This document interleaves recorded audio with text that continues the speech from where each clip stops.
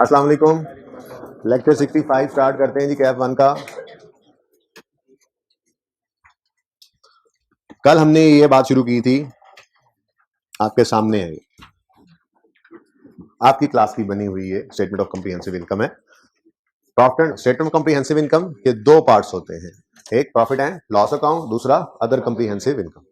Profit and loss account के अंदर realised profits, realised incomes आती हैं। ठीक है, देखो मैं एक्सपेंसेस की बात इसलिए नहीं कर रहा क्योंकि लॉसेस तो फ्यूचर के भी हम रिकॉर्ड कर लेते हैं ना, मसला तो इनकम का ही होता है, गेन्स का होता है। ठीक है, तो जो रियलाइज्ड गेन्स होंगे वो प्रॉफिट एंड लॉस में आएंगे, और जो अभी रियलाइज नहीं हुए, अनरियलाइज्ड हैं, अभी कमाए नहीं है, वो अदर। इसको इनसाइड प्रॉफिट एंड लॉस भी कहते हैं, ओसीआई को आउटसाइड प्रॉफिट एंड लॉस भी कहते हैं, किताबों में ऐसे लिखा होता है। अगली बात, हमने शुरू में 11वें 12वें लेक्चर में जब रिवैल्यूएशन पढ़ी थी, तो पहली एंट्री जिस दिन हमने की थी, हमने कहा था रीवैल्यूएशन मॉडल पर एसेट को रखने की वजह से एसेट बढ़ता है।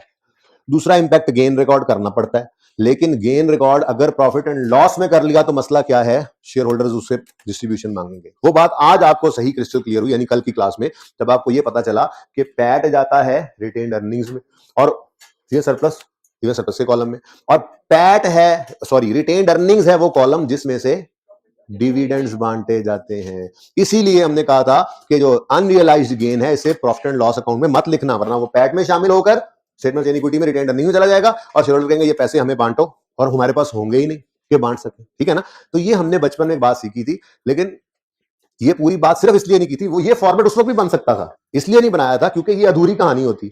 आप कहते ये तो दो जगह नजर आ रहा है, आप मेरे साथ लेजर बनाने में तैयार ना होते रिवेल सरप्लस का, आप कहते बैलेंस शीट में रिवेल सरप्लस का लेजर कैसे आ सकता है अगर आपने इधर शो कर दिया है, तो यहां पे भी आ रहा है उधर भी आ रहा है, तो दो जगह आ रहा है। तो अब पूरी पिक्चर आपके सामने आ गई कि यहाँ पे for the year figures present होती हैं और फिर यहां से स्टेटमेंट ऑफ इक्विटी में चली जाती हैं। जैसे आज तक आप देखते हैं, बचपन में आप प्रॉफिट लॉस अकाउंट बनाते थे, उससे नेट प्रॉफिट आता था तो वहां से निकलकर कैपिटल में ऐड हो जाता था। अगले साल प्रॉफिट लॉस में कुछ नहीं पड़ा होता था, कैपिटल के अंदर तो प्रॉफिट तो ऐड हो चुका होता था। ठीक है, तो यही चीज हमने कल यहां पढ़ी थी। ये 3 साल हमारे हो गए। ठीक है, कि पैट कहां जाता है, रिटेन्ड अर्निंग्स में, और रियल सरप्लस अगर आए तो कहां जाएगा, ये सरप्लस में। अगर इस रियल सरप्लस को इधर लिख दे तो पैट में ऐड होकर इधर चला जाएगा और फिर ये रोलर्स में से पैसे मांगेंगे। ठीक हो गया ना, तो ये बात समझ आई। अब ये उस वक्त इसलिए नहीं बताई थी कि ये फिर अधूरी कहानी होती है, अब ये पूरी कहानी, अब आपको सारा कॉन्सेप्ट समझ में आ रहा है। ठीक है, अच्छा अब अगली बात, ये क्वेश्चन नंबर 59 था। सिर्फ किताबों में अगर खोलना चाहे तो क्वेश्चन 59 बुक में खोलने से जरूरत उसकी भी नहीं है, मैं तो कहूंगा नहीं दो, पेज 459 पे जो क्वेश्चन नंबर 59 था ना, उसकी ये वर्किंग थी। इस वर्किंग को जब हमने किया था तो इसमें कोई मसला था हमें नहीं, बहुत अच्छे तरीके से। तो 3 दिन, मतलब एक दिन हमने सवाल किया, फिर अगले दिन हमने लेजर्स बनाए, और फिर कितनी दफा हम इसमें नोट भी पता नहीं शायद बनाया था या नहीं बनाया था, लेकिन काफी इस पे टाइम लगा था हमारा।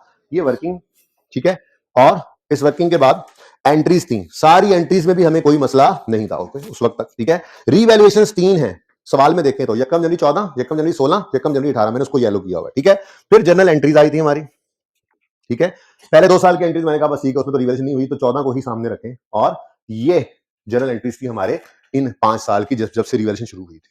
ठीक है, तो रीवैल्यूएशन के दिन अगर रीवैल्यूएशन सरप्लस का अकाउंट हिट हो तो रीवैल्यूएशन सरप्लस के साथ हम क्या लिखते हैं, ओसीआई। ओसीआई 3 रिवैल्यूएशन हुई, तीनों पर रीवैल्यूएशन सरप्लस का अकाउंट हिट हुआ तो वो फॉर द ईयर फिगर है, उसको ओसीआई में प्रेजेंट करके स्टेटमेंट ऑफ इक्विटी में लाना है, चाहे गेन है चाहे लॉस है। ठीक है ना, लेकिन जब ट्रांसफर की एंट्री होनी है तो ये स्टेटमेंट ऑफ इक्विटी में नहीं आती, ये विद इन, सॉरी, ये statement of comprehensive income, other comprehensive income में नहीं आती, ये ट्रांसफर की एंट्री विद इन इक्विटी थी। Retained earnings debit, reval surplus, sorry, reval surplus debit, retained earnings credit within equity. ठीक है ना, ये बात समझ आ रही है। तो इन सारी एंट्रीज में ओसीआई किसके साथ सिर्फ लगा, जिस दिन रीवैल्यूएशन सरप्लस अरोज हुआ, आसानी के लिए कह रहा हूं, वैसे तो कम भी होता है कभी कभी, ठीक है, डेबिट भी होता है, खैर ये सरप्लस जिस दिन रीवैल्यूएशन हुई और ये सरप्लस का अकाउंट हिट हुआ तो उस रीवैल्यूएशन सरप्लस के साथ हमने ओसीआई लिखना। सिर्फ ये ओसीआई मैंने नहीं लिखा था आपके साथ, क्योंकि उसके पीछे इतनी लंबी कहानी थी जो कल से शुरू की हुई, आज खत्म करेंगे। बात समझ आ रही है। तो ये वर्किंग के अंदर आपको 3 मौके नजर आ रहे हैं जिस दिन रीवैल्यूएशन सरप्लस या लॉस आ रहा है। इस दिन अगर रीवैल्यूएशन सरप्लस के कॉलम में कोई हिट पड़ रही है तो वो कहां नजर आएगी, ओसीआई में, चाहे पॉजिटिव है चाहे नेगेटिव है। अब दोबारा से कल वाली बात शुरू करते हैं 14 के साल से, उससे पहले कोई जरूरत नहीं है। ठीक है, तो 14 का साल हमारे सामने, 12 13 डेप्शन हुई, 14 का साल आया, ट्रांसफर हुई, उसके बाद रीवैल्यूएशन हुई। रीवैल्यूएशन हुई तो सरप्लस आया, इसकी एंट्री क्या है, एसेट डेबिट, एसेट नजर आ जाए जरा जी, asset debit revaluation surplus in OCI credit. ये हमने कल अज्यूम किया था, रीवैल्यूएशन सरप्लस इन ओसीआई नजर आ गया। ये एंड हो गया, ये यहां से निकलकर इधर चले गए, दोबारा ये बैलेंस नहीं ओपनिंग बनने, वो तो इधर पहुंच गया, ठीक है। तो प्रॉफिट जाता है रिटेन्ड अर्निंग्स में, पता नहीं था कितना बैलेंस है, तो अज्यूम कर लेते तो इसका क्लोजिंग भी आता था, लेकिन मैंने अज्यूम नहीं किया, ठीक है ना, क्योंकि फिर आपको डिविडेंड भी बांटेंगे, ये भी करें वो भी करें, मैंने कुछ नहीं किया, मेरा सिर्फ इसका फोकस क्या ये चीज समझ, रीवैल्यूएशन को समझाना, ठीक है। अच्छा, टैग रिटेन्ड अर्निंग में, ये सरप्लस अपने कॉलम में डन। उसके बाद ईयर एंड आया 31 नंबर 14 पर डेप्शन की 44 की एंट्री पड़ेगी, इधर प्रॉफिट एंड लॉस में डेप्शन एक्सपेंस डेबिट अक्यूमुलेशन क्रेडिट, मैंने एंट्री नहीं की, ठीक है।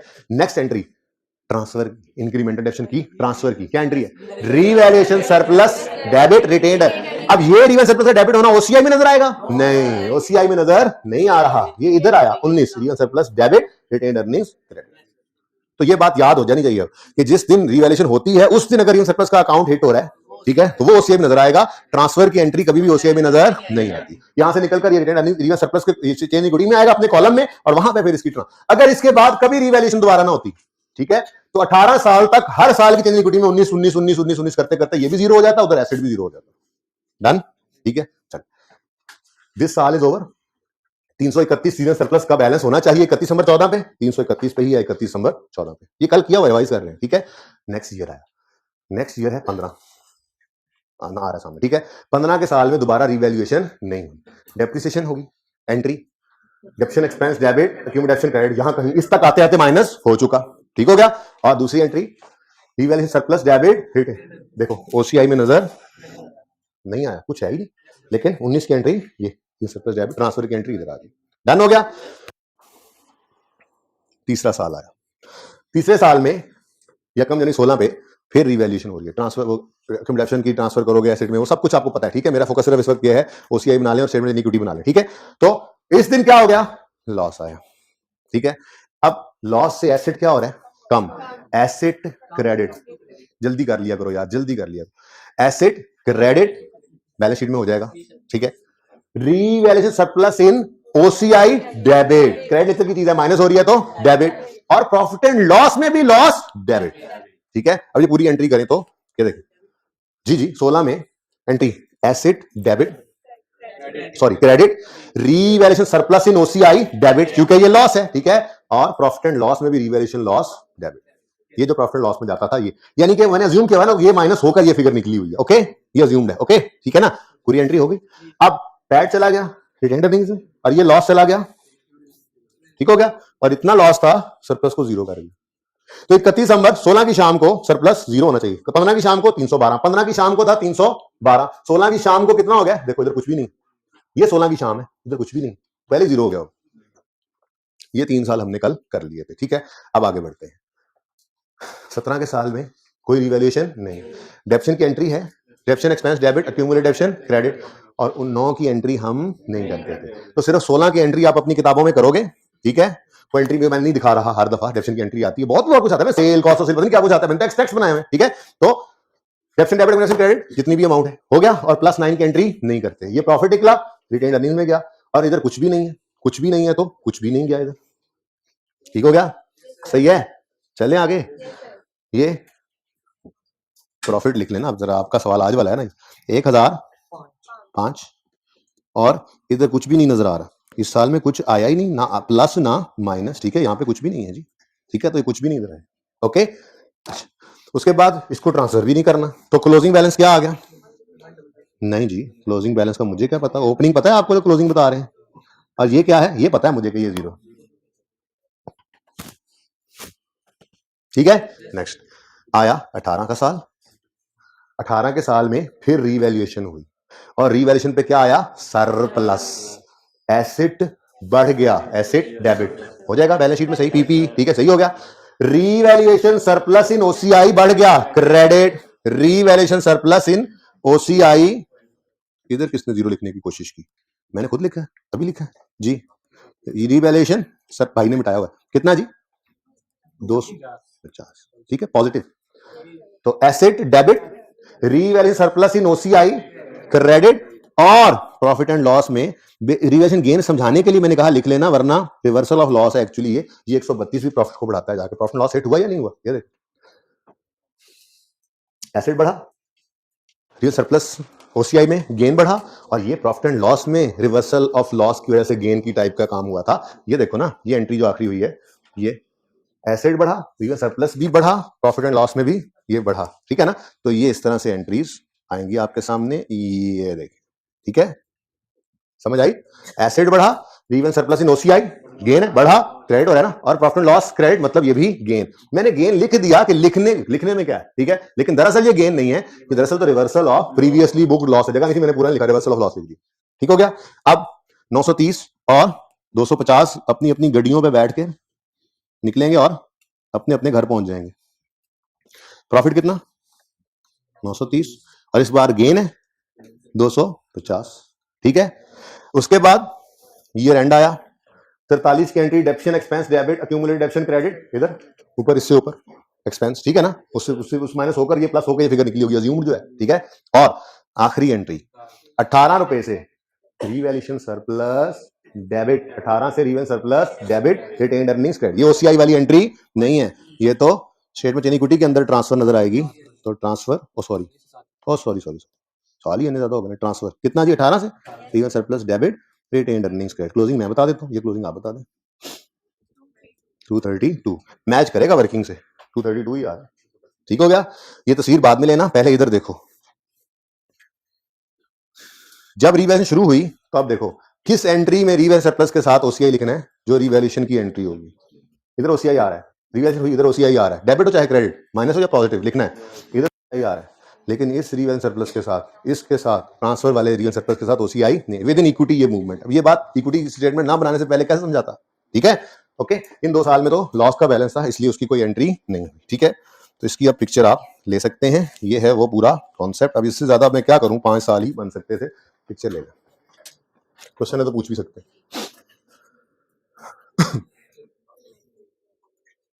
अब बिल्कुल क्रिस्टल क्लियर होनी चाहिए ये बात। हालांकि स्टेटमेंट ऑफ इक्विटी मेरे सिलेबस में है, ये मेरे सिलेबस में इस वक्त नहीं है, FY2 में आप बनाएंगे, लेकिन जब वहां जाके बनाएंगे तो ये चीज बनी बनाई आपके पास होनी चाहिए, वहां पे फिर सोचना ना पड़े। इसमें इतना टाइम हमने यहाँ लगा दिया है कि वहां पे भूलना नहीं चाहिए। हमें मुझे नहीं देखना, उन्होंने तस्वीर बनाने में। कोई क्वेश्चन है तो पूछें, वो कन्फ्यूजन है तो ना है। मेवाती भाई को बैठा हो गया, हमारी नकल उतारता है, नहीं भाई।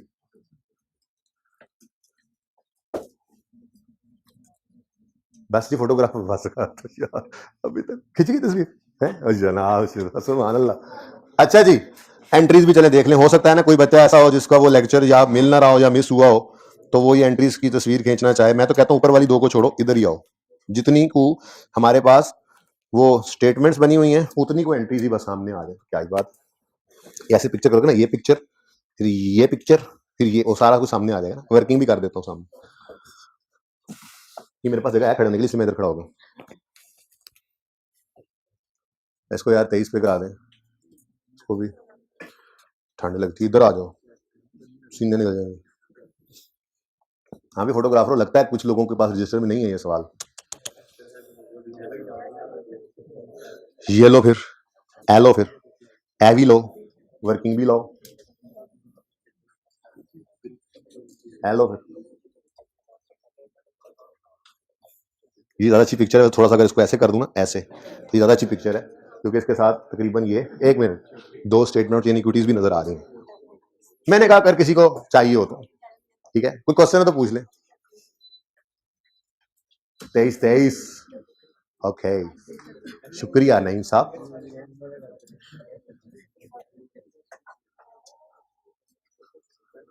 ओ सॉरी,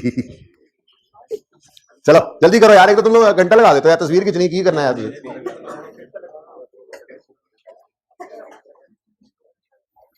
हल्ले भी कोई रहता भाई, एक साल की बना लेना बीच में। चले जी, पास पेपर 1 और 2 होमवर्क में था, कितने बच्चों ने दोनों अटेम्प्ट किए? आज थोड़ी अटेंडेंस बेहतर है। हाइब्रिड में हाथ ही नहीं खड़े मैंने देखे अभी।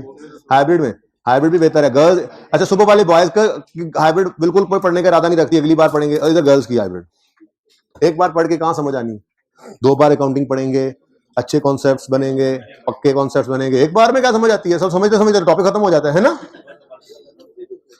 बेशर्मा ने सिंह होंगे ना,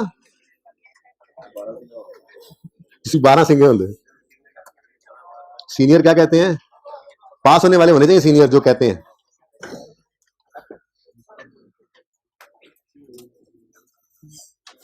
जी खामोश हो बेटा, बस ये 2 सवाल करने हैं आज हमने, पास पेपर है। थोड़ा काम करेंगे, थोड़ा सा काम करो।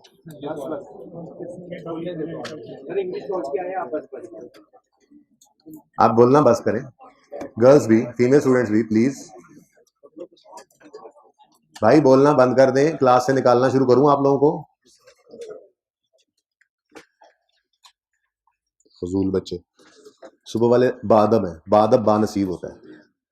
हाँ ये देख लो, बादब बानसीब होता है, वो कभी नहीं बोलते। हल्का सा अभी मैं बोल रहा हूँ भाई खामो खामो से पहले चुप हो जाते हैं। अच्छे बच्चे आप लोग ने सुने, देख लेते हैं टर्म टेस्ट। मैंने सुबह वाली क्लास को बता दिया, टर्म टेस्ट ना देने वाले को 1 हफ्ता मैं बैठने नहीं दूंगा क्लास में। जाहिर है क्लास से बाहर तो नहीं रखूंगा, खड़ा रखूंगा, क्लास तो नहीं छुड़वा सकता, खड़ा रखूंगा क्लास में। और फीमेल स्टूडेंट जो नहीं देंगी वो हाइब्रिड में शिफ्ट करके खड़ा रखूंगा। नहीं तो ना पढ़े, जिसने नहीं पढ़ना ना पढ़े, वो चला जाए, चले जाए बेसमेंट में, चले जाएगा आप, उठ के चले जाए कैफेटेरिया में। खड़ा नहीं हो सकते तो कोई मसला नहीं। टेस्ट ना देने वाला 1 हफ्ता खड़ा रहेगा, और फिर उसके बाद 1 हफ्ते बाद रिजल्ट आएगा, और रिजल्ट में जिसने सिर्फ हाजिरी लगाई होगी कि खड़ा ना रहूं, अगला हफ्ता वो फेल होने की वजह से खड़ा रहेगा। 45% से नीचे तो कोई फेल भी ना हो, वो बैड फेलियर होगा और वो 1 हफ्ता खड़ा रहेगा।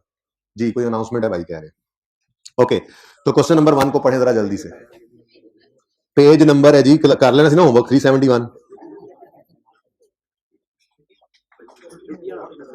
ये हाइब्रिड से क्वेश्चन आया है भाई, उनका माइक सही कराओ ना यार, ये क्या मसला है यार। कल अगर ये मसला हो तो फिर क्लास रहने देना। सर प्रॉफिट एंड लॉस से रिवैल्यूएशन सरप्लस की एंट्री क्या होगी? प्रॉफिट एंड लॉस से रिवैल्यूएशन सरप्लस की एंट्री क्या होगी? जब अच्छा जब वो बैलेंस शीट में जाएगा, profit and loss debit reval surplus, मुझे समझ नहीं आई। मैं वहीं आ जाऊंगा जी क्लास में, मुझे क्वेश्चन समझ नहीं आया, ठीक है मैं वहीं आ जाता हूं। पहले ये क्वेश्चन करवा लूं, ये नोट करेंगे तो मैं एक, ये फीमेल स्टूडेंट्स की क्लास है, मेल स्टूडेंट्स की क्लास है, मेल स्टूडेंट्स की, मैं आ जाता हूं बच्चों आपके पास। अच्छा जी क्वेश्चन नंबर 1, मुझे पता भी लग गया मेरे किस दोस्त का सवाल है ये। अच्छा question number 1, following information pertains to Wednesday limited. इस अटेम्प्ट में आई के अपने हर सवाल पे ना वीकडेज लिखे थे, मंडे मंडे वाला सवाल करके आए हो ना, Monday Tuesday Wednesday Thursday Friday, इस तरह से करके जी।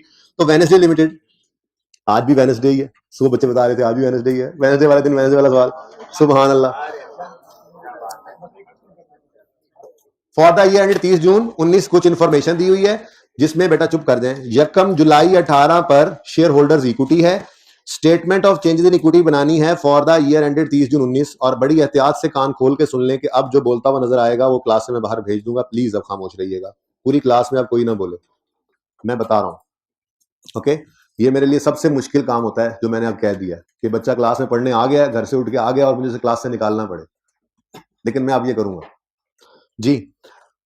30 जून ईयर एंड पर स्टेटमेंट ऑफ इक्विटी बनानी है, यकम जुलाई 18 पर ओपनिंग साल का स्टार्ट था, ओपनिंग बैलेंस दिया हुआ है भाई। अगर 30 जून 19 ईयर एंड है तो ईयर स्टार्ट कब होगा? यकम जुलाई 18 से 30 जून 19, ये है हमारा साल। तो मैंने आपको कहा था सवालों के अंदर ओपनिंग बैलेंसेस गिवन होते हैं, तो यकम जुलाई 18 पे ये ओपनिंग बैलेंसेस गिवन है, share capital, share premium, retained earnings और रीवैल्यूएशन सरप्लस। और फेस वैल्यू कहा था सवाल में, देख लेना, 10 रुपए नहीं है, 100 रुपए, ठीक है। शेयर कैपिटल में आपको पता है फेस वैल्यू ही आती है, और शेयर कैपिटल के बैलेंस के साथ लिखा हुआ है ₹100 ईच का, मतलब ये जितना शेयर कैपिटल है ये हर एक 100 ईच के हैं, तो शेयर कैपिटल में तो फेस वैल्यू ही है, इससे ऊपर नीचे तो कुछ नहीं करते ना इधर, तो फिर ये फेस वैल्यू गिवन है सवाल में, ऐसे ही गिवन होती है अक्सर। वाओ बेशतर। नेक्स्ट पॉइंट 1 में ओपनिंग लिखे हैं, ऐसे इक्विटी बनाएंगे, ओपनिंग ऐसे मुफ्त में नंबर उठा के यहां से वहां लिखना है number. Next, on 30th November 18 WL issued 30% right shares at a, हाँ कितने बच्चों ने 120 को इश्यू प्राइस समझा था? हाथ खड़ा कर दें, मुझे बता दें ईमानदारी से, कितने बच्चों ने इश्यू प्राइस 120 का शेयर इश्यू किया? हाइब्रिड में किस किसने समझा 120 का शेयर इश्यू किया?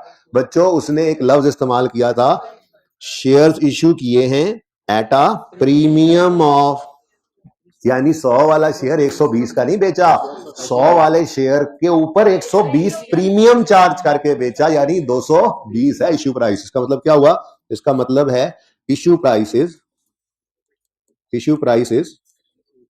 जी 100 प्लस 120 इज इक्वल टू, तो एक अपने पास स्टार लगा के ना यूं लिख लें अपने पास एक असूल के तौर पे बात, FA2 में भी काम आ जाएगी। फिर प्रीमियम हमेशा फेस वैल्यू में ऐड होता है और डिस्काउंट हमेशा फेस वैल्यू में से माइनस होता है। प्रीमियम हमेशा ऐड, डिस्काउंट हमेशा लेस। फेस वैल्यू में प्रीमियम हमेशा ऐड, डिस्काउंट हमेशा लेस। प्रीमियम में क्या निकाल रहे हैं? Issue price. यहां पे मैं असूल लिख ही देता हूं, इश्यू प्राइस निकालनी है, ठीक है। अगर प्रीमियम पे इशू किए हैं तो फेस वैल्यू ऐसे लिख देते हैं, फेस वैल्यू प्लस प्रीमियम। अगर इशू किए हैं एट प्रीमियम तो फेस वैल्यू प्लस प्रीमियम, और अगर इशू किए हैं शेयर्स एट डिस्काउंट, प्रीमियम नहीं, प्रीमियम क्या होता है, प्रीमियम जी, और अगर इशू किए हैं एट डिस्काउंट तो फिर फेस वैल्यू माइनस प्रीमियम, ठीक है। Issue price sorry minus discount, issue price मतलब जितने पर शेयर्स इशू किए हैं, जितने रुपए लेकर शेयर्स हमने बांटे हैं, ठीक है। तो ये अपने पास एक छोटा सा रूल लिख लें अपनी किताब पे, ताकि जब भी ये चैप्टर खोलें ये समझ में आ जाए बात फौरी तौर पे। अच्छा जी, तो भाई ये एक छोटा सा कैच था, आई कैप ने ये थोड़ा सा फनकारी लगाई थी और बच्चों ने इस अटेम्प्ट में, बहुत से बच्चों ने ये गलती की थी, आप कोई 2-4 बच्चे तो बहुत कम है इस दफा, ये उस अटेम्प्ट में बहुत सारे सवाल तवज्जो से ना पढ़ना एक बहुत बड़ी वजह होती है। जैसे पिछली क्लास में मैंने सवाल तवज्जो से नहीं पढ़ा था, यानी ये जगह नहीं पढ़ी थी और मैं कह रहा टोटल कॉलम भी बना दो, बच्चों ने बताया sir total column is not required, यानी यहां तक सवाल पढ़ना है आपने, ठीक है। तो टोटल कॉलम और कंपैरेटिव इज नॉट रिक्वायर्ड, यानी हम 19 के साल में खड़े हैं तो 18 की चेंजिंग इक्विटी नहीं बनानी और टोटल का कॉलम भी नहीं बनाना, ऐसे टाइम जाया करते हैं, ठीक है। चले, अच्छा अब राइट इशू 30 नवंबर को हुआ है, लेकिन ऐसे ही भाग के एंट्री नहीं कर लेनी, सवाल में डिविडेंड्स भी हैं। अगर राइट इशू डिविडेंड से पहले होगा तो इन पे भी डिविडेंड मिलेगा, अगर राइट इशू प्रीमियम डिविडेंड्स के बाद होगा तो फिर इस पे डिविडेंड नहीं मिलेगा, ठीक है ना। तो बड़ी एहतियात से ये सारा काम देखना होता है। तो पॉइंट 2 इंशाल्लाह करेंगे, 30 नवंबर पे राइट इशू हुआ है, राइट इशू का हमें पता है 3 स्टेप्स हैं, ठीक है। आज भी वो लिख दूंगा, लेकिन पर्चे में नहीं लिखा करेंगे, पर्चे में तो फिर हम बस राइट इशू इक्विटी में लिखकर डायरेक्ट एंट्री किया करेंगे इंशाल्लाह, इस काबिल हो जाएगी। जब मुश्किल एडजस्टमेंट हो फिर वर्किंग करेंगे, वरना नहीं जी। थर्ड है cash dividend and bonus shares for the last 2 years। मेरे प्यारे बच्चों, हमें इतने ढेर सारे डिविडेंड दिए गए हैं कि टर्म टेस्ट में इससे भी ढेर सारे होंगे, ठीक है। अब उसमें से हमने अपने मतलब के डिविडेंड्स निकालने हैं, तो उसका एक तरीका है, जितने साल की स्टेटमेंट ऑफ इक्विटी रिक्वायर्ड हो उतने साल को लिख लो। जैसे इस सवाल में तो सिर्फ 30 जून 19 वाले साल की चेंज इक्विटी रिक्वायर्ड है ना, तो सिर्फ वो लिख लो 19, और अगर 18 की भी रिक्वायर्ड होती तो हम यूं लिख लेते हैं 18 और 19। करना क्या है, लिखो 2019, ये मैं 2019 लिख सकता हूँ, ये साल शुरू तो 18 में हो रहा है जी। टेक्स्ट माशाल्लाह तकरीबन सारे बच्चे पढ़ ही रहे होंगे, जो साल 18 में शुरू होकर 19 में खत्म हो उसे 18-19 का साल भी कह सकते हैं। और खात्मे के एतबार से, जैसे हमारे खात्मे के एतबार से खात्मा अच्छा हो जाता है, आगे भी फैसले अच्छे, ठीक है। तो खात्मे अच्छा खात्मा अल्लाह से मांगना चाहिए, ठीक है। तो खात्मे के एतबार से इसको 19 का साल भी कह सकते हैं, इसको 18-19 कहें या 19 कहें, दोनों बातें ठीक है। फड़े ना बार लड़के लेकर आ जाए, आपने यकम जुलाई 18 को शुरू होने वाले साल को 19 कैसे कह लिया, तो कह सकते हैं, ठीक है। तो भाई ये 19 वाला साल है, मैंने यहां पर 2019 लिखा। अब ये इसलिए कह रहा हूं कि सवाल में 4 नहीं 7, 8, 10 डिविडेंड भी बिखरे पड़े हो सकते हैं।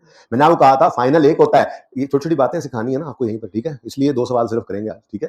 तो मैंने आपको कहा था फाइनल डिविडेंड एक ही होता है, इंटरिम एक से ज्यादा भी हो सकते हैं, ठीक है ना। अब हमने क्या करना है, जब भी डिविडेंड इस तरह से बारिश की तरह फैले हों, डेट अक्सर क्वेश्चन बैंक के सवाल देखोगे ना, डेट वाइज लिखा हुआ है, इस दिन डिविडेंड, इस दिन डिविडेंड, इस दिन डिविडेंड अनाउंस, वो तो इजी है। लेकिन ऐसे बिखेर देना तो फिर आपको एक काम करना है, ठीक है। वो काम क्या करना है, जिस साल की चेंजिंग इक्विटी चाहिए वो साल लिखना है, और अब इसको देखकर मुझे बताओ इस साल में कितनी तरह का डिविडेंड आ सकता है। कैश और बोनस को साइड पे रखो, साल क्या है, टाइम क्लासिफिकेशन। तो 19 के साल में कौन कौन से डिविडेंड आ सकते हैं, फाइनल ऑफ 19 ना, हो ही नहीं सकता कि फाइनल ऑफ 19 में आए, ठीक है। तो फिर फाइनल 18 का और इंटरिम 19 का, बस इस 2 के अलावा तीसरा कोई नहीं आ सकता, ठीक है।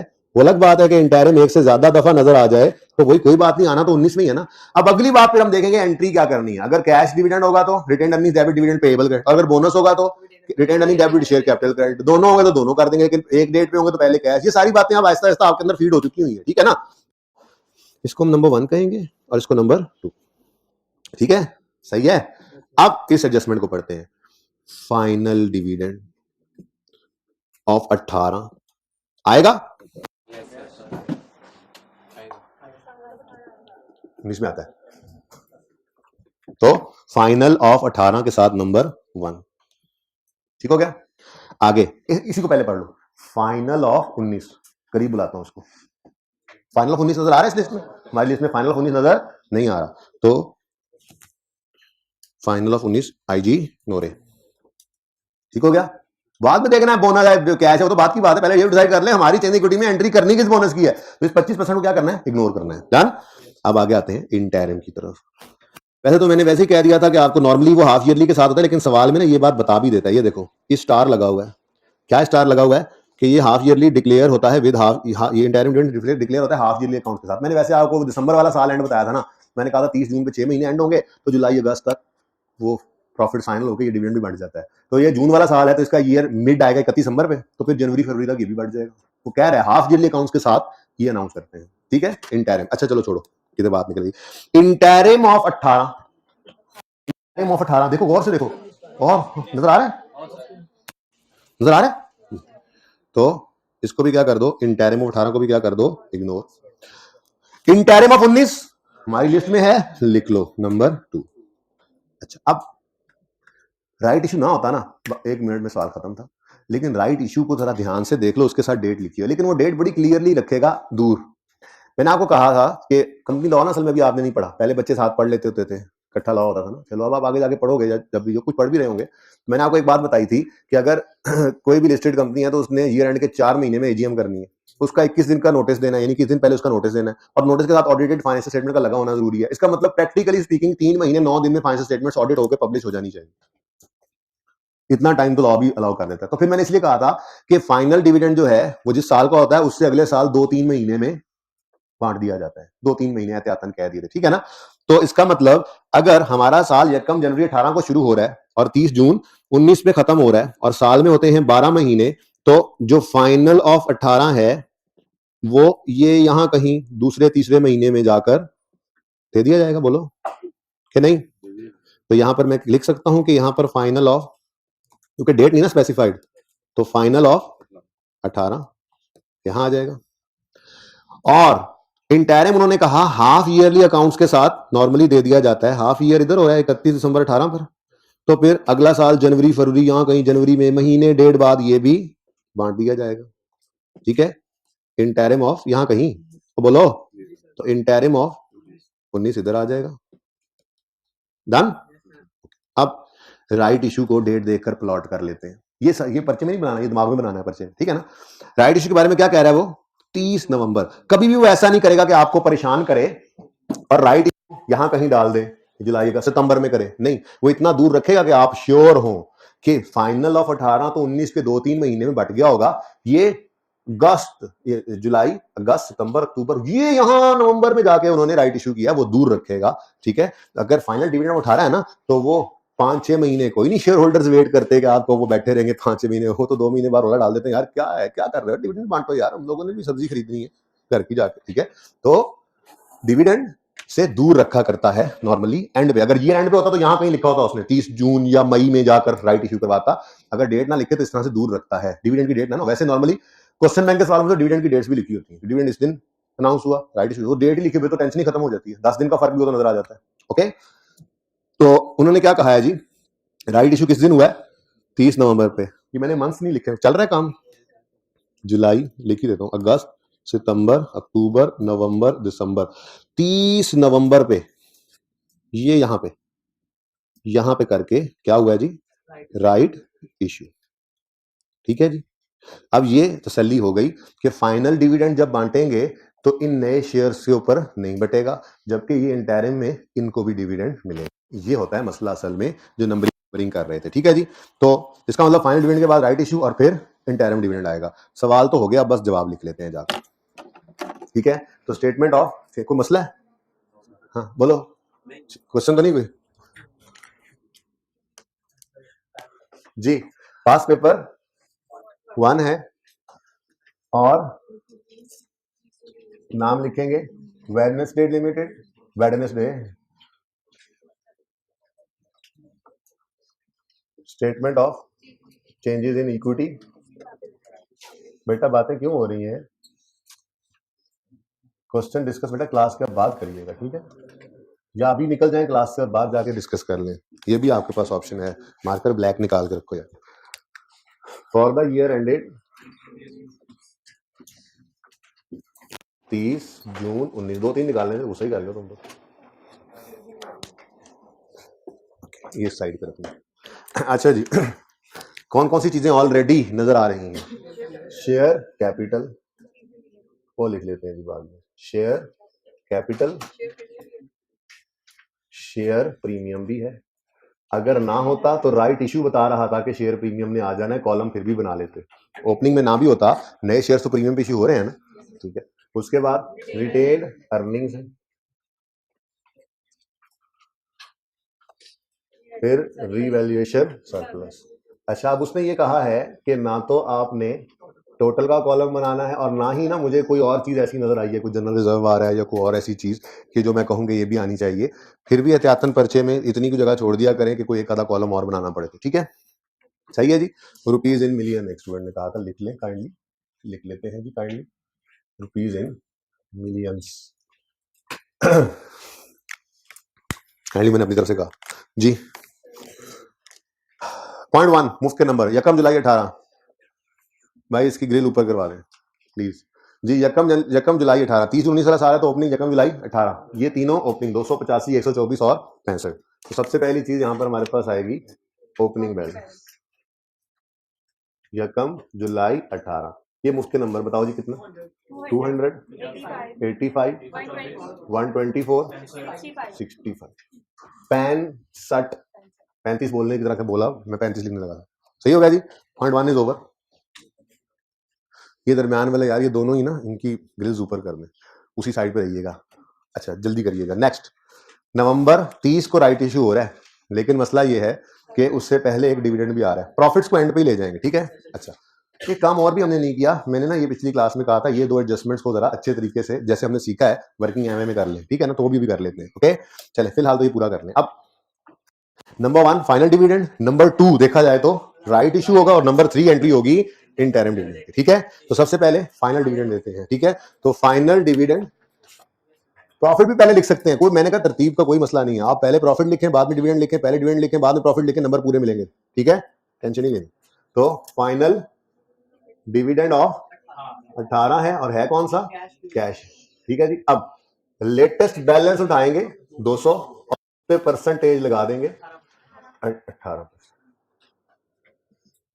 अब ये कैश डिविडेंड है, बोलो कैश डिविडेंड की एंट्री क्या है? Retained earnings debit, dividend payable liabilities में क्रेडिट। यहां नहीं आएगा दूसरा इंपैक्ट। कितनी अमाउंट है? 36 से ये डिविडेंड रिकॉर्ड, ठीक है जी। नेक्स्ट, 30 नवंबर पे राइट इशू हुआ। राइट इशू की वर्किंग हमने सीख रखी है। वर्किंग में 3 स्टेप्स होते हैं। वर्किंग नंबर 1, राइट इशू के लिए राइट इशू यहां पे सीखा है, आगे भी काम आता रहेगा। ये हमारे ईपीएस के टॉपिक में भी इसने दोबारा आना है बड़े जोशो खरोश के साथ। आईएस 8 में तो वैसे ही ये चल रहा है ना, मैंने कहा था आईएस 8 तो इसके साथ ही मिक्स हो जाता है। ये हर आईएस 8 का तकरीबन हर सवाल में हमने स्टेटमेंट यानी गुटी बनानी है, पूरी ना भी बनाई तो एक्सट्रैक्ट्स बनाने हैं, यानी रिटेन्ड अर्निंग्स का कॉलम तो बनता ही बनता है, ठीक है ना। तो ये चलेगा हमारे साथ। ओके जी। Step 1, number of shares immediately before right issue, ठीक है जी। इसके लिए आपको बताया था कि आपने क्या करना है, आपने शेयर कैपिटल का लेटेस्ट बैलेंस पकड़ना है जो कि इस वक्त नजर आ रहा है रुपीज 200 मिलियन, ठीक है। तो रुपीज 200 मिलियन ये नंबर ऑफ शेयर्स नहीं है, ये शेयर कैपिटल अमाउंट है और शेयर कैपिटल के कॉलम से उठाई है, तो पक्की बात है ये सिर्फ फेस वैल्यू है। तो सवाल के अंदर गिवन फेस वैल्यू से अगर इस 200 को डिवाइड करेंगे तो number of shares in issue already कितने हैं वो हमारे निकल आएंगे, ठीक है। तो रुपीज 100 से इसको डिवाइड किया तो आपको पता चला कि आपने ऑलरेडी 2 मिलियन शेयर्स इशू कर रखे, ठीक है। तो इमीडिएटली बिफोर राइट इशू आपके पास कितने शेयर्स इशूड हैं ऑलरेडी? 2 मिलियन। स्टेप 1 हो गया। स्टेप 2 में क्या निकालते थे जी हम? बस ये ना अभी 1-2 दिन प्रैक्टिस हो गई, याद हो गया। बल्कि मैं तो तकरीबन जब भी ये राइट इशू आता रहेगा ऐसे करता रहूंगा आपके साथ, ताकि पर्चे तक जाते जाते आपको ये बात याद हो जाए। पर्चे में नहीं, पर्चे में एंट्री डायरेक्ट कैसे करनी है वो भी बता देता हूँ, पर्चे में वक्त बचाएंगे, ठीक है। तो अब हम निकालेंगे जी number of right shares. Right मतलब न्यू, राइट लिखे तो न्यू भी लिख सकते हैं। नंबर ऑफ न्यू शेयर्स, इसके लिए मैंने आपको क्या कहा था, अब जो नंबर ऑफ शेयर्स हैं 2 मिलियन शेयर्स, उसको मल्टीप्लाई कर दें। अगर परसेंटेज नहीं दी हुई और अगर नहीं दी तो परसेंटेज बना लें। वैसे भी लिख सकता था 1 for 5, 2 for 4, 5 for 1, कुछ भी कर दे, ठीक है। आपने उसको परसेंटेज में कन्वर्ट कर देना, तरीका कल बता दिया, ठीक है। लेकिन आज तो लकीली 30% बताया हुआ उसने, तो यानी हर 100 शेयर रखने वाले को 30 नए इश्यू हो जाएंगे। 30% का ये मतलब होता है ना, ठीक है। 10 वाले को 3 नए इश्यू हो जाएंगे, एक वाले को कुछ नहीं मिले एक वाले को शेयर का कुछ हिस्सा फाड़ के दे देंगे, ये तेरा, ठीक है जी।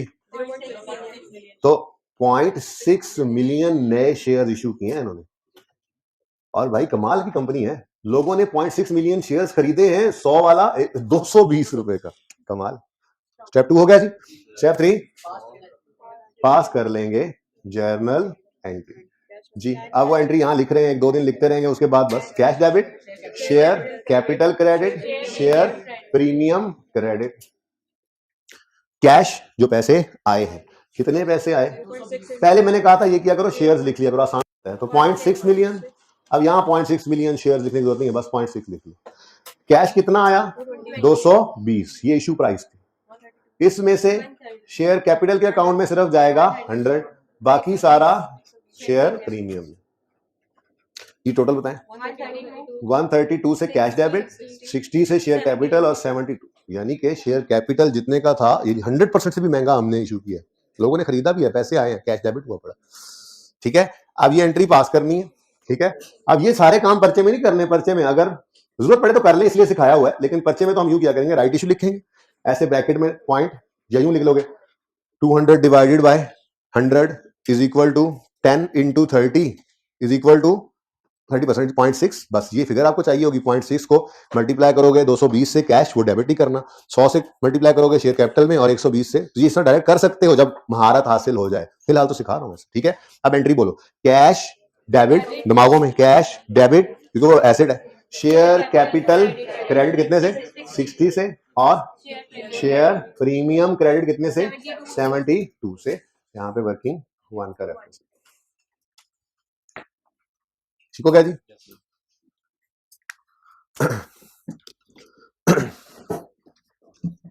यहां तक कोई मसला है तो बताएं, क्लियर है सबको, ले आमिर भाई इधर,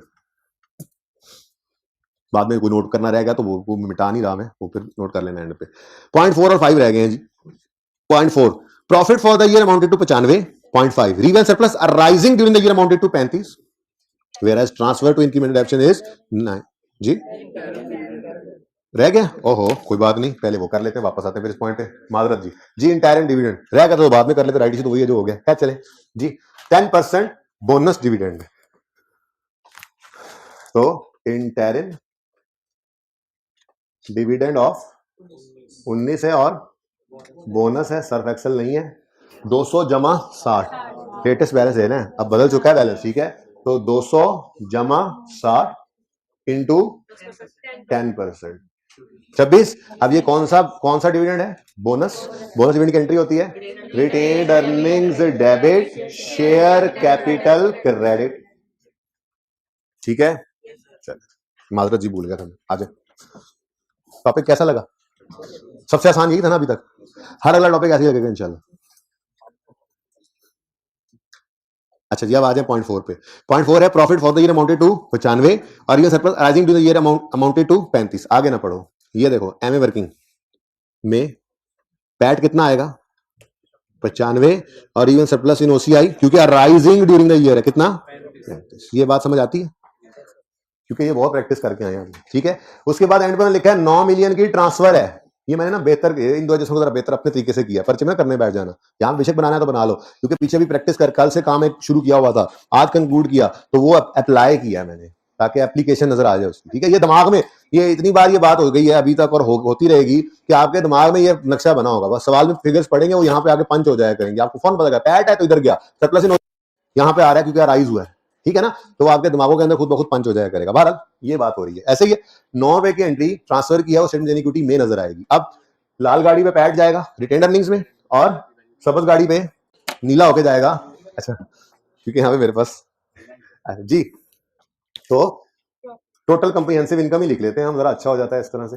टोटल कंप्रीहेंसिव इनकम में 2019 प्रॉफिट कितना है जी, प्रॉफिट है 95, रिटेन्ड अर्निंग्स में आ जाएगा, और जो ग्रीन था वो इधर आते आते ब्लू हो गया, आगे पुलिस की गाड़ी आगे पकड़ के लेके इसको, ठीक है। और रिटेन्ड अर्निंग में कितना सरप्लस आया, 35, ठीक है। ये दोनों फिगर्स है, ये देखो, ये ऐसे चलती हैं, ये अपनी जगह पे आ गई, ठीक है। वो गाड़ियां वही है, ठीक है, गाड़ियां हैं, ठीक है। लास्ट नैरो नेट होकर लास्ट पिंडी वाले नाराज होते हैं, कहते हैं हम घर बैठ के पढ़ रहे होते हैं, लॉरेंस तो उधर ही है, आप बारों बार पीर बधाई कहा करें जी।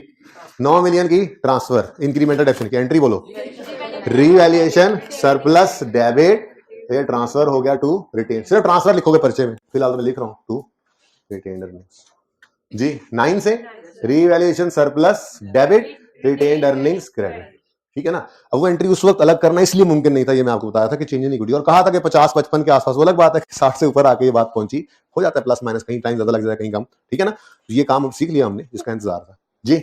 हम खत्म कहानी, क्लोजिंग बैलेंस लिख लें अब, आपकी इजाजत ना हो तो, क्योंकि मैंने तो फिर भी लिखना। तो 30 जून 2018, हाँ जी 19, सॉरी देखा गलती कर रहे थे हम, हमारी इजाजत के बगैर आपने गलती करनी थी, पता मुझे ये मुश्किल वाला काम करने देना। आपके पास लाइनें लगी होती है ना पहले से, आपको क्या पता कि ये दुख क्या है जी। चलें जी शुरू करें। 286 ट्रांसपोजिशन एरर हो गया, 157 को 175 हो गया, 166 लग गया 291 ये जी पहला सवाल। कितना आसान सवाल था फिर भी बच्चे नहीं करके आए। कितने बच्चों पे हो गया था फ्रॉडी? अच्छा समझ के ऐसे ही हुआ था ना, ऐसे ही समझ के, हर चीज की समझ आ रही थी। Okay now half lecture remains and one question remains. Slow थोड़ा काम है ना आज, मैंने कहा था ना ज्यादा नहीं पढ़ेंगे आज, टॉपिक खत्म हो गया ये आज, ज्यादा नहीं पढ़ेंगे। चलें जी आगे। किसी ने अगर इस सवाल की कोई पिक्चरें लेनी है इन वर्किंग्स की तो वो ले सकते हैं, जरूरत तो नहीं है, वैसे आपने अपनी बुक्स पे लिख लिया होगा।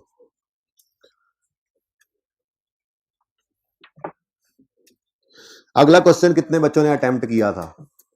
अब रेशो कम हो गई, कितनों से बिल्कुल सही हुआ था और कम हो जानी है। इधर थोड़ा सा टेक्निकल था, एक दो चीजें, लेकिन सिर्फ एक एडजस्टमेंट ऐसी है जो मैं भी भूल के पहले सारा सवाल करूंगा, पिछली क्लास में भी ऐसे ही किया, ठीक है ना। और फिर आपको बताऊंगा ओहो अच्छा ये रह गया, चलो कोई बात नहीं, एक ही गलती हुई होगी आपसे पर्चे में बच्चों से, ठीक है ना। चले क्वेश्चन नंबर 2, एस्ट्राजेनेका आगे बड़ा स्टार्ट थी, ये कोरोना के बाद वाली अटेम्प्ट थी। Following information pertains to AstraZeneca limited, share holders equity on यकम जनवरी 20, और रिक्वायरमेंट में देखो तो चेंजेस इन इक्विटी बनानी है 31 दिसंबर 20 की, अगेन ओपनिंग अवेलेबल है, ठीक है। कॉलम और टोटल और कंपैरेटिव्स नॉट रिक्वायर्ड लिखा हुआ उन्होंने, ठीक है ना। शॉर्ट क्वेश्चन है ना। नेक्स्ट, ओपनिंग में शेयर कैपिटल है, शेयर प्रीमियम है, रिटेन्ड अर्निंग्स है, रीवैल्यूएशन सरप्लस, लैंड का अलग पड़ा है, बिल्डिंग का अलग। अच्छा एक बात अभी बता दो यहीं पर ही, अगर लैंड और बिल्डिंग का सरप्लस अलग अलग पड़ा होगा तो हम भी कॉलम अलग अलग बना लेंगे ना। और फिर अगर किसी बिजनेस के क्लास ऑफ एसेट्स में 10 क्लासेस हैं तो चेंज इन इक्विटी के अंदर 10 कॉलम तो सिर्फ सरप्लस के आ जाएंगे, ऐसे तो नहीं होना चाहिए। इसका मतलब वर्किंग्स अलग अलग करेंगे लेकिन रियल सरप्लस का कॉलम चेंज इन इक्विटी में एक ही रखेंगे, ठीक है ना, ज्यादा नहीं करने। ओके सही है। अच्छा तो खैर वर्किंग्स अलग अलग होनी है। 25 का सरप्लस लैंड का और 20 का सरप्लस बिल्डिंग का ऑलरेडी पड़ा है, इसका मतलब क्या है बताओ? नहीं वो 45 तो है, टोटल है, पहले रीवैल्यू हो चुका है, ये एसेट्स पहले रीवैल्यू हो चुके हैं, तभी तो ओपनिंग डेट पे सरप्लस आ रहा है। लॉस भी आ सकता था हड़प्पा वाले सवाल की तरह से जो डिस्कस होना रहता है, बच्चे कह रहे हैं ऑनलाइन में, मैंने कहा कोई बात नहीं हुआ तो आखिरी क्लास में हो जाएगा, करा के भेजूंगा, फिलहाल तो जो चल रहा है वो इतना जिस बात में आया था उसमें टॉपिक में है, ये कर देना वो कर देना। अच्छा तो लॉस भी हो सकता है ओपनिंग में, ठीक है ना, सही है, लेकिन फिलहाल सरप्लस है। चलें ठीक है, ओपनिंग बैलेंसेस आ गए। Profit and transfer of incremental depreciation as per the draft financial statements, ये लफ्ज बड़ा अहम होने जा रहा है आईए सेट में। ड्राफ्ट वो जो अभी तक यूजर के पास नहीं, ऑडिटेड वो जो होकर ऑडिट चली गई होती है, पिछले साल की नॉर्मल चली गई होती है, उनको चेंज करेंगे ना जब जाके आईए सेट में, फिर मजा आएगा, बहुत जबरदस्त स्टैंडर्ड है, जबरदस्त। अच्छा, profit and transfer of incremental depreciation as per draft financial statement for the year 31 दिसंबर 20 amounted to 45 and 5 million respectively. ये ट्रांसफर है, 45 क्या है प्रॉफिट, अगर मैं वर्किंग एमए करूं तो 45 क्या है प्रॉफिट आफ्टर टैक्स, ठीक है, और ये 5 क्या है, हाँ इसको यहां नहीं ले आना, ये तो स्टेटमेंट ऑफ इक्विटी में जाएगा, ठीक है। आगे कहता है डिविडेंड्स की बारिश हो रही है, कोई बात नहीं, हम यहां पर लिखेंगे फटाफट आके 2020 ज्यादा बारिश क्या क्या कह रहे हो तो शर्म करो जी, इसकी नकलें उतारते हैं हम ऐसे ही। वैसे है बात जी 2020 अपने जिस साल की चेंजिंग 2 साल की मानिए, दोनों साल लिख लो, 20-19, 2019-20 दोनों लिखो, ठीक है ना। बाहर फिलहाल तो 20 की रिक्वायर्ड है। ये लिखकर अब आप मुझे बताओ इस साल में टाइम, पॉइंट ऑफ टाइम की क्लासिफिकेशन करें तो कितनी तरह के डिविडेंड आ सकते हैं? 2। फाइनल ऑफ 19 या 20? फाइनल ऑफ 19 आ सकता है और इंटरिम ऑफ 20, इसके अलावा कुछ नहीं होना, ठीक है। हाँ, इंटरिम 2 दफा आ जाए, 3 दफा आ जाए, हमें से क्या, ये हमारा नंबर 1 होगा, ये नंबर 2। उसने अगेन स्टार लगाकर आपकी सहूलत के लिए बाद सवाल में नॉर्मली ये बता दिया कि इंटरिम हम हाफ ईयरली अकाउंट्स के साथ डिक्लेयर करते हैं। यानी अब हमारा अगर ईयर एंड 31 दिसंबर 20 को है तो हाफ ईयर हुआ होना है 30 जून 20 पे, तो ये इंटरिम डिविडेंड को जुलाई अगस्त में दे देते हैं, ठीक है ना। और फाइनल होगा जनवरी फरवरी मार्च तक, ठीक है, ऐसे वो भी कर देते हैं। अच्छा, अब नंबरिंग कर लेते हैं। अब इस एडजस्टमेंट में पहुंच ही गए हैं तो नंबरिंग कर लेते हैं ताकि एडजस्टमेंट पढ़ तो लें एक बार, फिर सवाल पे जाते हैं, ठीक है। तो इंटरिम ऑफ, यूं पढ़ेंगे ना, इंटरिम ऑफ 19, अपनी लिस्ट में देखा इंटरिम ऑफ 19 नजर नहीं आया, भाई हम मादत खां हैं, हम आपको नहीं ले सकते। फिर इसी तरह से इंटरिम ऑफ 20 ऐसे पढ़ेंगे ना, इंटरिम ऑफ 20 हमारी लिस्ट में है बट नंबर 2 पे। देखो पहले दे दिया और नंबर 2 है, गलती से पहले बच्चे ये कर जाए एंटर और इसमें कोई बोनस इश्यू हो और फिर अगला, तो गड़बड़ हो सकती है ना, इसलिए नंबरिंग जरूरी है। ओके, कर लेना अगर इस तरह से बिखरे हों डिविडेंड्स, डेट वाइज ना गिवन हो, 1 मिनट लगता है। आगे इस तरह पढ़ेंगे। फाइनल, देखो मैं बोनस और कैश की बात ही नहीं कर रहा, मैं सिर्फ इंटायर फाइनल देखकर डिसाइड कर लूंगा कौन से हैं, जब एंट्री करने जाऊंगा फिर कहूंगा केड़ा है बोनस या कैश है, बात समझ रहे हो। तो फाइनल ऑफ 19 नंबर 1 आप है, नंबर 1। अच्छा, फाइनल ऑफ 20 कोई चक्कर ही नहीं, ठीक है। अब राइट इशू सवाल में नहीं था, आगे रीवैल्यूएशन है बस, ठीक है ना। तो राइट इशू नहीं है तो ये डिविडेंड्स की अभी भी एंट्री कर सकते हैं पर्चे में, सवाल में ये कर दो जाके, ये नंबर मिल जाएंगे, ठीक है ना। लेकिन सवाल पूरा पढ़ लेते हैं, आगे चलें। ये बता रहा हूं आपको कि ओपनिंग लिख लिया उसके नंबर है, ये एंट्रीज कर दी इसके नंबर है, बाकी सवाल कोई नहीं किया, छोड़ के आ गया। तो ये जो लिख दिया है ना, लेकिन लिखा कहां है जाके, दिमागों में नहीं लिख के आ जाना। बच्चे होमवर्क करके आए हो? हाँ सर जबानी कर लिया था, जबानी सवाल पर्चे में भी कराना है, जबानी सवाल भेजा खोल के रखा ना वहां पे, तो ये देखो जबानी सवाल हुआ पड़ा है। नहीं भाई नहीं, ठीक है ना, जो रिक्वायरमेंट है उसको एड्रेस को, जो उसने कहा statement of changes in equity बना दो, जो फिगर स्टेटमेंट ऑफ इक्विटी में पहुंचेगी उसके नंबर मिल जाने आप, सही हो कुछ। अच्छा जी, सही भी होना जरूरी है, हाँ जी।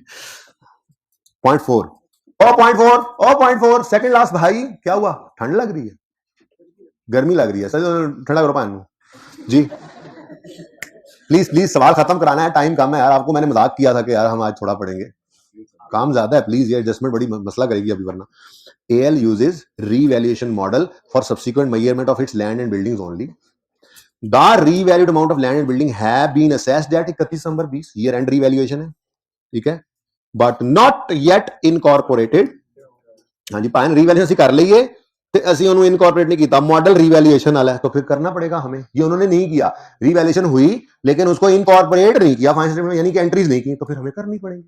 लेकिन हम सारी एंट्रीज करने नहीं बैठ जाएंगे, हम एसेट को भी सही कर रहे हैं, हमें हमारी तो इस वक्त मकसद की चीज है statement of changes in equity, तो रीवैल्यूएशन सरप्लस वगैरह की एंट्रीज बस हमारे सामने आएंगी, ठीक है, लॉस वगैरह की। Next, the relevant details are as नीचे, लैंड है और बिल्डिंग है अलग अलग, ठीक है, और बैलेंसेस एज ऑन 31 दिसंबर 20 बिफोर रिवैल्यूएशन। यहां पे उन्होंने लिखा हुआ है कॉस्ट, मैं समझता हूं ये सवाल की जाती थी, उसको यूं लिखना चाहिए था कॉस्ट स्लैश रीवैल्यूड अमाउंट, या सिर्फ रीवैल्यूड अमाउंट लिखता, क्योंकि बच्चों 31 दिसंबर 20 से पहले ना ये एसेट रीवैल्यू हो चुका है। कैसे पता लग रहा है हमें, तो फिर कॉस्ट तो नहीं ना पड़ी होनी चाहिए थी, कॉस्ट तो खत्म हो जाती है, वो तो लास्ट रीवैल्यूड अमाउंट होती, तो इसकी थोड़ी जाती थी। खैर यहाँ पे ज्यादा अच्छा होता कि लिख देता ग्रॉस कैरिंग अमाउंट, जिंदगी ही आसान हो जाती हमारी। लेकिन आप ऐसे बच्चे नहीं हैं कि आप इस छोटी सी बात को देखेंगे नहीं हमने ये एडजस्टमेंट करनी ही नहीं है, बट ठीक है देख लो, बस उसने लिख दिया, चलो आगे, रीवैल्यूड अमाउंट ही है ये, ठीक है, चलने दो आगे जी। अच्छा, ये जी इन दोनों के डिफरेंस से हमारे पास आएगी बुक वैल्यू किस दिन की, 31 दिसंबर 2020 की, और इस दिन की रीवैल्यूड अमाउंट भी गिवन है, तो वर्किंग्स यहीं पे करते हैं, फिर उठा के ऊपर ले जाएंगे, बल्कि यहाँ पे हुई पड़ी है, यहीं पे ले लो जी। 31 दिसंबर, एक मिनट मुझे दे दें, थोड़ा सा पिछली क्लास में ये साबित हुआ था कि जगह जरा सी तंग थी, थोड़ी सी जगह बढ़ा लेते हैं। अच्छा, और इसको भी फिर ऊटे ले आते हैं जी। बच्चों प्यारे बच्चों 31 दिसंबर 2020 पर बुक वैल्यू लैंड की गिवन है, वो तो कॉस्ट और बुक वैल्यू सेम ही होती है, वो 75 है, ठीक है। तो book value of land is 75, बस और तो कुछ नहीं करना। खुदारा ऐसा ना कहना कि कुछ नहीं करना, ओपनिंग में सरप्लस पड़ा है नहीं पड़ा, ठीक है। कितना पड़ा है? 25 का। ट्रांसफर कितना हो रहा है दौरान साल? इस 9 में से कितना लैंड का ट्रांसफर हो रहा है सरप्लस? सॉरी 5 में से कितना लैंड की इंक्रीमेंटल डेप्शन ट्रांसफर हो रही है और कितना बिल्डिंग की हो रही है? क्या? लैंड डेफिसिट होता ही नहीं है, इसलिए उसकी कोई ट्रांसफर नहीं होती। तो यकम जनवरी 20 पर जो, ये बहुत छोटा हो गया, यकम जनवरी 20 पर जो 25 पड़ा है, 31 दिसंबर 20 में भी लैंड का वही 25 पड़ा है। लैंड का रिवर्स सरप्लस कभी भी ट्रांसफर नहीं होता इंक्रीमेंटेशन के हिसाब से। दो ही वजूहत होती हैं उसके खत्म होने की, या तो कोई लॉस आया और उसे खा जाए, या वो लैंड बिक जाए तो हम उसको ट्रांसफर कर दें रिटेन अर्निंग में। सही है ना? तो फिर इसकी बीवी 25, ठीक है। अभी बिल्डिंग में जाकर वहां पे मसला आना है, तो ये ट्रांसफर बिल्डिंग की हुई पड़ी है ओपनिंग में से, ठीक है। यहां तक को मसला। अब रीवैल्यूड अमाउंट एक लाइन छोड़कर लिखते होते हैं। रीवैल्यूड अमाउंट लैंड की कितनी है जी? 65। ओए लैंड पे भी लॉस आ गया। तो 31 दिसंबर 2020 पर रीवैल्यूड अमाउंट 65, ठीक है। तो फिर 31 दिसंबर 20 पर रीवैल्यूएशन लॉस आ गया। इस सवाल के बाद मैं आखिरी 2-4 मिनट में आऊंगा भाई, बस उम्मीद है सवाल अब खत्म हो गया होगा भाई का, लेकिन अब तक तो, लेकिन मैं आऊंगा हाइब्रिड में, ठीक है। मैं भूल गया था यार, मुझे याद कराना, मैं यहाँ बैठा रहा, किसी ने याद ही नहीं कराया। कितना जी? 10 का लॉस आया। इसने इस सरप्लस को खाने की कोशिश की लेकिन पूरी तरह कामयाब ना हुआ, सिर्फ कुछ कम ही कर सका, ठीक हो गया। Next is building. 31 दिसंबर 20 पर बिल्डिंग की बुक वैल्यू है 240 माइनस 60, ठीक है ना। ये इन दोनों को नेट करेंगे तो बुक वैल्यू आ जाएगी, ठीक है। तो बुक वैल्यू पकड़ी हमने 240 माइनस 60, कितना जी? 183। और साथ ही उस सरप्लस को ना भूल जाना, ये जो 20 यकम जनवरी 20 पर पड़ा है, ये 31 दिसंबर 20 पे ही पे भी 20 ही पड़ा होगा। और मैंने गलत कहा, ये 20 तो था यकम जनवरी 20 पर, लेकिन इस साल 5 ट्रांसफर हुआ था। ये ट्रांसफर दौरान साल की इंक्रीमेंटल डेप्शन है ना, तो ये इसी बिल्डिंग के ही ट्रांसफर हुआ होगा। लैंड का तो सरप्लस ट्रांसफर हो नहीं सकता, हमने थोड़ी देर पहले ही ये बात डिसाइड की है। यहाँ पे ये 25 से 25 ही पड़ा है, तो ये असल में 20 में से 5 ट्रांसफर होकर इस साल की डेप्रिसिएशन की एंट्री के साथ ये कितना हो गया होगा? 15। ये कितने बच्चों ने समझ लिया था पहली बार ही करते हुए घर पे? 1-2 बच्चे, माशाल्लाह। हाइब्रिड में कोई नहीं, सारा पिंडिस होता है जी। चले, अब तो समझ आ गई। अभी किसी को समझ नहीं आई वो हाथ खड़ा करे, चले छोड़े उस बात को, वो रिलेवेंट क्वेश्चन था। अभी किसी को समझ नहीं आई तो आगे सबको समझ जी। किधर से आवाज है जी? बेटा ये 5 बेटा ये पढ़े, ये ट्रांसफर ऑफ, देखे ना, हमारा सरप्लस यकम जनवरी 20 पे बिल्डिंग का कितना पड़ा है? 20 रुपए। ये यकम जनवरी 20 का है कि नहीं है? ये तो बताओ। यकम जनवरी 20 का ये ओपनिंग सरप्लस है बिल्डिंग का, जो पहले से पड़ा था। फिर वो कहता है 31 दिसंबर 20 पर ट्रांसफर ऑफ इंक्रीमेंटल डेप्शन 5 हुई है, तो वो किसकी इंक्रीमेंटल डेप्शन होगी? लैंड तो होता नहीं है, ये बिल्डिंग ही डेप्रिशिएट हुई होगी और 5 रुपए इंक्रीमेंटल डेप्शन ट्रांसफर हुई होगी। तो 31 दिसंबर 20 तक आते आते ये 20 माइनस 5 15 नहीं हो गया होगा? ये लिखा जी। और किसी को समझ ना आया? नहीं तो फिर मैं ऊपर ले जाता हूँ यकम जनवरी 20 पे, अगर आप लोग कहते हो तो मैं इस वर्किंग को यकम जनवरी 20 पे ले जाता हूँ, अगर कहते हो। ठीक है, टाइम कम है, फिर अब जाने दो, एक बात समझ आ गई है तो जाने दो फिर जी। एक लाइन खाली छोड़कर रीवैल्यूड अमाउंट, घर पे ना आप एक लाइन ऊपर जाकर रीवैल्यूड अमाउंट लिख लेना, उसमें से माइनस, बेहतरीन समझ आ जाएगा जी। 31 दिसंबर 20 पर रीवैल्यूड अमाउंट लिखनी है जी। अब ढूंढने चले रीवैल्यूड अमाउंट, तो सवाल ने बताया 158 is the revalued amount of buildings eight 31 दिसंबर 20। कितना जी? 158। तो भाई माशाल्लाह माशाल्लाह, लॉस ने बाहर लगा दी आगे। रीवैल्यूएशन लॉस कितना जी? 22 में हम टीन एजर हैं, 22 के हो गए, 22। कितना लॉस आया? उड़ा गया सरप्लस को, और 7 रुपए प्रॉफिट एंड लॉस में भी चले गए। ठीक हो गया जी।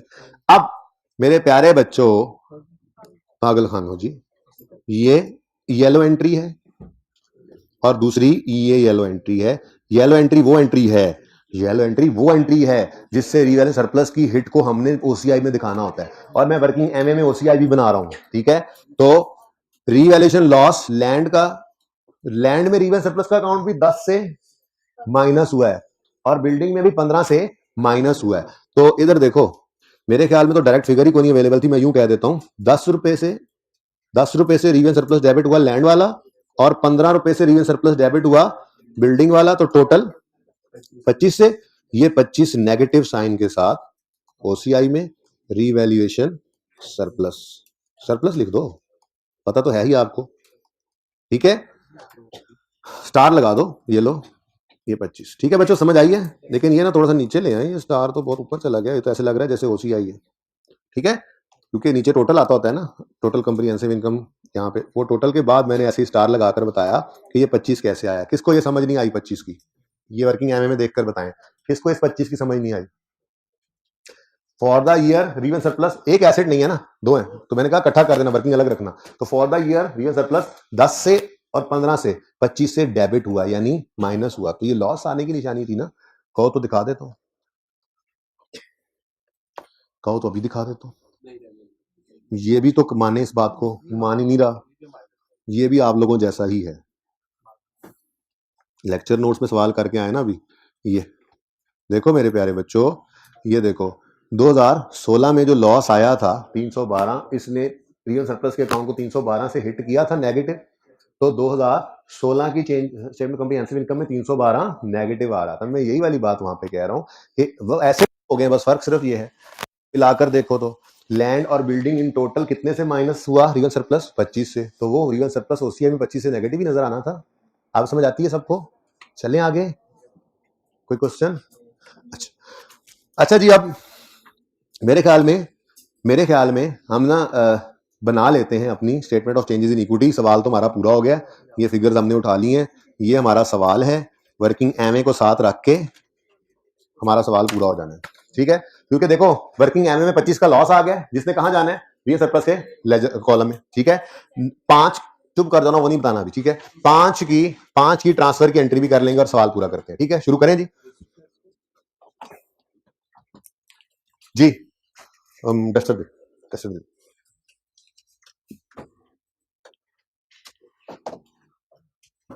सारा क्यों मिटाऊं, तुम्हें क्या तकलीफ है, थोड़ी सी अल्लाह सहूलत अगर मुझे दे रहे हैं तो। यार कितने तुम लोग यार, वैसे ना कसम से यार दी दो, सारा मिटाएं सर, मतलब यार ऐसे, मतलब इतनी उस्ताद से इतनी दुश्मनी क्यों, आखिर क्यों। आजकल बच्चे ऐसे चाइना के बच्चे आ रहे हैं, जापानी माल नहीं आ रहे। हमारे सवाल में राइट इशू नहीं है, मैं कैसे को बात ही करनी पड़ जाती है, तो जरा लिखी रहे वर्किंग, बाद में प्रैक्टिस क्वेश्चन 2 भी होमवर्क में देना है ना, उसमें एक राइट इशू के एडजस्टमेंट, तो मे भी एंड पे 1-2 मिनट बच गया, तो फिलहाल हमारी इस सवाल के अंदर ये वर्किंग नहीं, क्योंकि राइट इशू हुआ ही नहीं, ठीक है ना। चलिए शुरू करते हैं जी। नाम फरमाएं इसका क्या है, एस्ट्राजेनेका जी, पास पेपर 2 है जी, बड़ा मसला हल किया सकते हो। ओपनिंग बैलेंस, ये ईयर एंड 31 दिसंबर 20 है। अच्छा वैसे वाकई ना ये बड़ा मसला है, क्योंकि ऑनलाइन बैठा बच्चा ना इससे परेशान हो जाता है, बाद में तस्वीर देख लेंगे, तस्वीर खींच के घर देख रहे होंगे, ये पास पेपर 1 देखेंगे, सोल्यूशन देखेंगे, तस्वीर देखेंगे, सवाल देखेंगे, परेशान बैठे हैं आप, 10-15 मिनट परेशानी में, अच्छा सर ने तो ये इसका भला है, दुआ दो इसको अल्लाह के बंदे। तो 1 जनवरी 2020 और 31 दिसंबर 2020, ये चेंज इन इक्विटी बनानी है, बन गई, ठीक है। ओपनिंग 250, 138, 142 और दोनों का टोटल 45 लिखेंगे इकट्ठा, ठीक है। बताओ जी, 250, 138, 142 और 45। अगर आप बताना चाहो एग्जामिनर को, वैसे बताने की कोई खास जरूरत मुझे नजर नहीं आ रही, लेकिन अगर जिद है आपकी कि नहीं हमने ये बताना है 45 कैसे आया, तो स्टार लगाएं। ये स्टेटमेंट ऑफ इक्विटी का पार्ट नहीं है, अलग से छोटी सी वर्किंग है, ठीक है। और यहाँ पे लिखे 25 प्लस 20, बस इतना काफी है, ठीक हो गया, सही है। आगे बढ़े, नेक्स्ट एडजस्टमेंट 2 से मैंने एमए वर्किंग कर ली है, ये वर्किंग एमए जो है उसका छड़ दे भाई, working MA adjustment 2 plus adjustment 4 से मिलाकर मैंने कर ली, ठीक है। तो पहले पैट आपका दिल कर रहा है लिखने का तो लिख लेते हैं, चले जी पहले डिविडेंड कर लो, आपका दिल करता है जी पहले डिविडेंड बांटते हैं, बाद में एंड पे ईयर एंड पे पैट आना चाहिए, फर्क कोई नहीं पड़ता। लेकिन पिछले साल में ऐसे किया था, चलो इसमें भी ऐसे ही कर लेते हैं, जरा रिपीट हो जाए। ठीक है, चले जी भाई आते हैं आपको, और पॉइंट 3-4 को हम इकट्ठे ही देखेंगे। डिविडेंड वाले मुफ्त के नंबर ले लें। ठीक है, नंबर 1 20% राइट इशू है क्यों नहीं, तो ये नंबर तो 1 मिनट में आ जाएंगे। ठीक है, तो फाइनल डिविडेंड ऑफ 19 है और बोनस है आज 250, शेयर कैपिटल का लेटेस्ट बैलेंस है इनटू 20%, कितना 50, बोनस शेयर्स हैं, बोनस इशू है, एंट्री बोलें जी, रिटेन्ड अर्निंग्स डेबिट कितने से 50 से और शेयर कैपिटल क्रेडिट 50 से। ठीक है, कितनी जल्दी ये नंबर मिल गए। नेक्स्ट पॉइंट 2 इंटरिम है और कैश है। इंटरिम डिविडेंड ऑफ 20 कैश है, लेकिन शेयर कैपिटल का बैलेंस बदल चुका है बच्चों, 300 हो गया है और कितने परसेंट 12%, बताओ कितना बनता है 36 की entry, retained earnings debit dividend payable credit. ठीक हो गया, मुफ्त ही ये नंबर आ गए फटाफट। मुफ्त नहीं आए सर, कल से लगे हुए हैं इस बात को, तब आज जाके ये मुफ्त लग रहे हैं जी। नेक्स्ट जी, अब पॉइंट 4 से और पॉइंट 2 से पता चला कि पैट 45, चुप कर जाओ यार, सारा सस्पेंस ना खराब किया करो मेरा।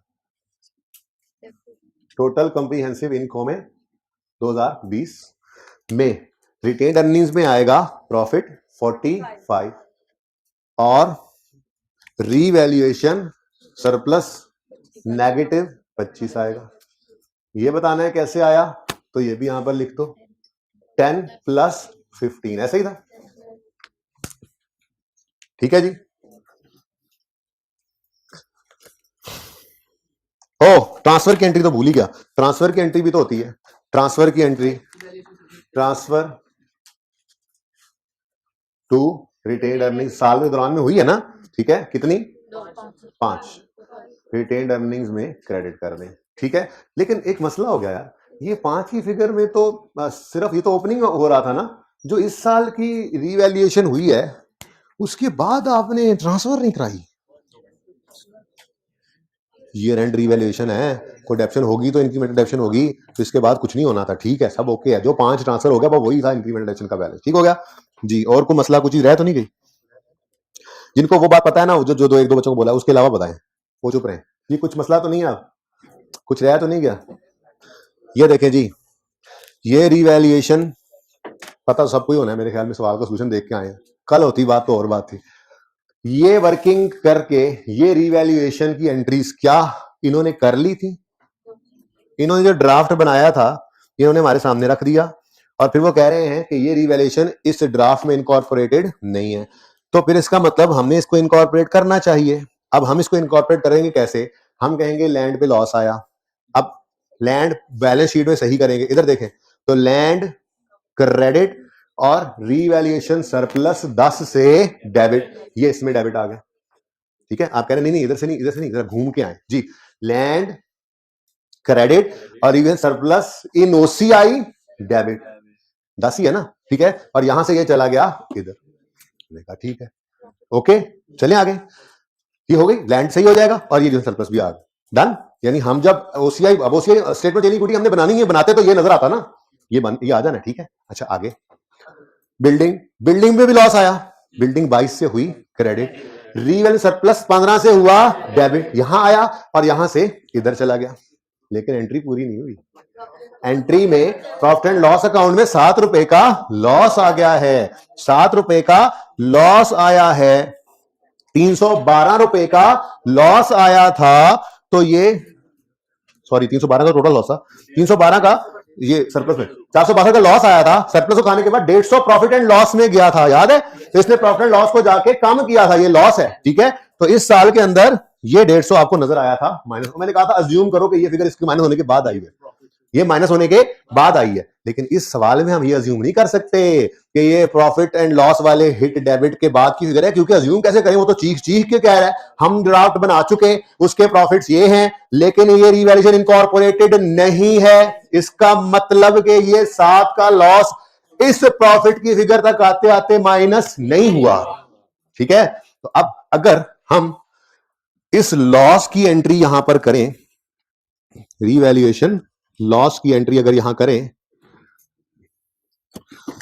ओह भाई क्या हो गया, क्या हो गया भाई, समझ नहीं आया।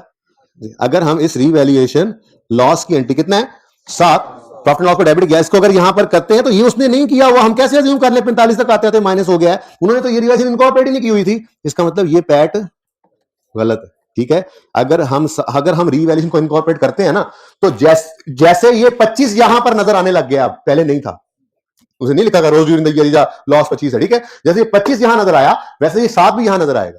तो ये 7 के यहां पढ़ते ही आपने एंट्री की है, वो 45 का प्रॉफिट उन्होंने निकाल के आपको दिया था, जिसमें से ये 7 माइनस नहीं हुआ था। उन्होंने कहा था ये रिवैल्यूएशन इनकॉर्पोरेटेड नहीं है, तो बैलेंस शीट बना नहीं रहे थे, वरना एसेट्स भी चेंज होते, रीजन सरप्लस नजर आना है, वो चेंज हो रहा है। ठीक है, तो सही है ना। ओसीआई में तो ये वाला 7 का लॉस रिकॉर्ड करने से ये 45 का प्रॉफिट भी अब सही करना पड़ेगा। ठीक है, तो सही प्रॉफिट कितना है 38। ठीक है, अब इसको ऐसे कर लें, पर्चे के एंड में पता लगा, कोई बात नहीं, काट दें इसको। ठीक है, और इसको यहां ले आए, 45 गलत प्रॉफिट है।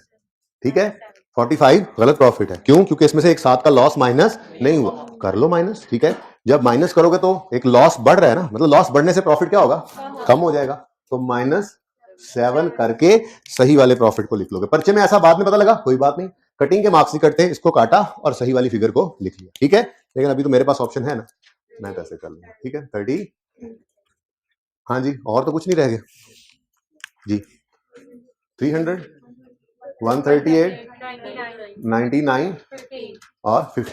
अच्छा देखो 15 सरप्लस में आ रहा है, आना भी 15 ही चाहिए था। इधर देखो, इसका तो सरप्लस किधर गया, ये इसका तो सरप्लस हो गया था 0, लेकिन इसका सरप्लस 15 पड़ा था। हमने इन दोनों को टोटल शो किया हुआ है, तो सरप्लस का क्लोजिंग 15 ही आना चाहिए था, और 15 ही आ रहा है, हम बिल्कुल सही जा रहे हैं। ठीक है, तो ये है आपका क्वेश्चन। आमिर भाई इधर रखे पहले इसको, और वर्किंग इधर आ गई है माजरत के साथ, यहीं से नोट कर लें।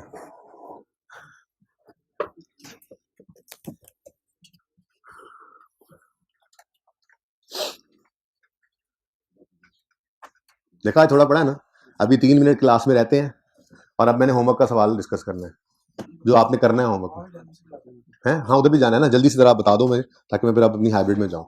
हाइब्रिड में गर्ल्स में भी किसी क्वेश्चन है तो वो 1 मिनट बैठ जाइएगा। आज क्लास में 2 से 3 मिनट मैंने इसलिए स्पेयर रखे हुए हैं, पिछली क्लास में भी कर लिए थे, वैसे ही हमने तो वैसे ही किए थे जी। देखे इधर, ये क्लियर है सवाल, अब इधर ले आमिर भाई, ये पहले इधर आए हुए थे।